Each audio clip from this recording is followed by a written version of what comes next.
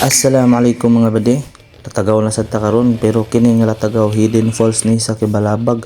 Ayaw sag scroll humana ang video kay lingaw kaayo. Let's go. Solo mission na sad ta karon mga bade. Kay init man ang panahon, saka ta diri sa hidden falls sa Kibalabag. Dugay na ko wala kabalik diri mga bade. Unya ayha ko ni sulod diha ako sa ginanggitanaw diha kay ma-scared man ta kay dugay naman kani sagbuton na pagid ni diri dapita. Located ra di ni siya diri sa Handuraw gihapon mga bade. Gikan dito sa tulay tapos naay liguanan mga 1 km pod ang baklayon ay ta makabot dito sa falls. Nya samtang gabaklay ta diri ba no? Makahuna-huna na lang jud tag unsa ka wonderful ang creation sa Ginoo tapos kita wa tay pulos.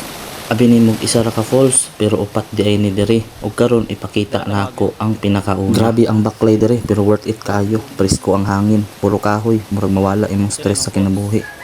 Kung gusto ka nga escape sa city life, mauni ang lugar nga pang recharge sa imuha. Upat ka falls di ay ang naa diri mga bade. Pero diri lang sa ta sa first kay ang second hangtod fourth falls dili pa accessible karon.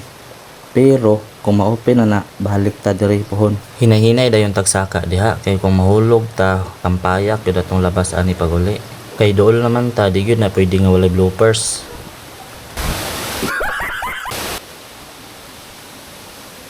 Tanawa gud ni mauni ang first na falls. Klaro kaayo ang tubig, kusog pero relaxing paminawon. Imagine diri ka maglingkod walay problema, walay pressure, tubig ra og nature imong kauban.